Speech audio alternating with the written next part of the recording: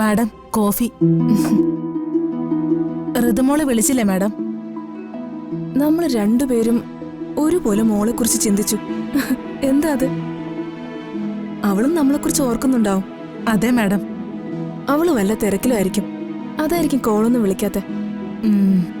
ഭാര്യയും ഭർത്താവും കൂടി സൃഷ്ടിച്ച സിസ്റ്റർ പവിത്ര എന്ന കഥാപാത്രം ഇപ്പൊ ഒരു പ്രേതബാധയായി അവരെ ശല്യം ചെയ്യുവാ.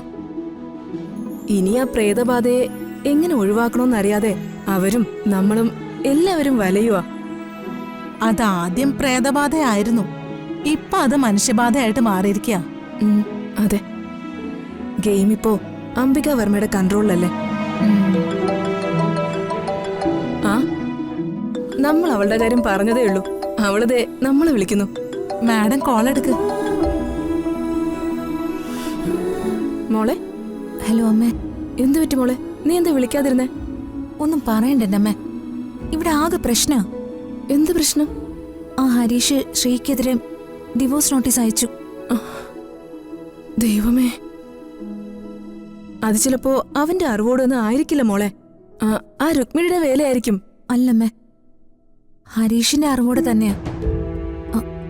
ശ്രീ നേരിട്ട് ചെന്ന് അവനോട് ചോദിച്ചു.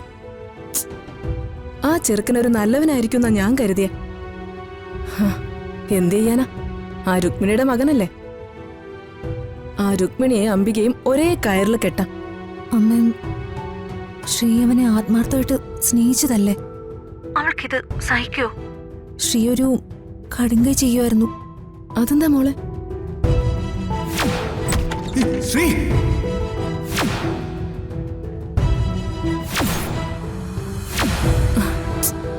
ആ കൊച്ചിനോട് അവിവേകം ഒന്നും കാണിക്കരുതെന്ന് പറയ്. സൂയിസൈഡ് ചെയ്യാനായിരുന്നെങ്കിൽ ഞാൻ എത്ര തവണ ചെയ്തേനെ. മോൾ അവളെ കാര്യം പറഞ്ഞ് മനസ്സിലാക്ക്. അവളുടെ അടുത്ത് എപ്പോഴും ആരെങ്കിലും ഉണ്ടാവണം, മനസ്സിലായോ? ശരിയമ്മേ. നിനക്ക് ഒരു സമയത്തും ഒരു തരത്തിലും സ്വസ്ഥതയില്ലല്ലേ മോളെ? അതൊന്നും സാരമില്ലമ്മേ. ശരിയമ്മേ, ഞാൻ പിന്നെ വിളിക്കാം. ശരി മോളെ.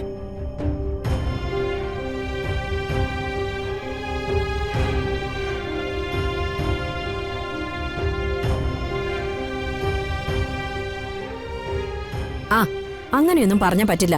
പലിശ കറക്റ്റായി തന്നില്ലെങ്കിൽ രുക്മിണി അങ്ങ് വരും. ആ,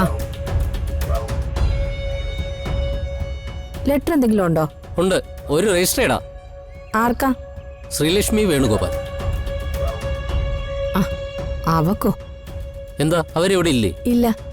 എവിടെ പോയി? അവർക്ക് അത്യാവശ്യമായി കൊടുക്കേണ്ടതാ. ഒരു ഗവൺമെന്റ് ജോലിയുടെ അപ്പോയിന്റ്മെന്റ് ഓർഡറാ. അവരിവിടെ ഇല്ലെങ്കിലേ വരുമ്പോ പോസ്റ്റ് ഓഫീസിലേക്ക് വരാൻ പറഞ്ഞാൽ മതി. അല്ല, ഒന്നവിടെ നിന്നേ. അതെ, അവള് വരുമ്പോ ഞാൻ കൊടുത്തേക്കാം. ആ ലെറ്റർ ഇങ്ങ് തന്നാ മതി. അതെങ്ങനെ തരും? ഇതൊരു രജിസ്റ്റേർഡ് അല്ലേ? ഓ പിന്നെ രജിസ്റ്റേർഡ്. അതിങ്ങ് തന്നേ. അവൾ എന്റെ മകന്റെ ഭാര്യയെ ഞാൻ അങ്ങ് കൊടുത്തോളാം. ദാ, ഇതിലൊന്ന് സൈൻ ചെയ്തേക്ക്.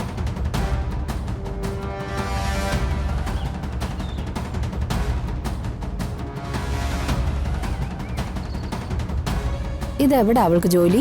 ഇൻകം ടാക്സ് ഡിപ്പാർട്ട്മെന്റില്ല. ആ ശരി എന്നാ. ശരി.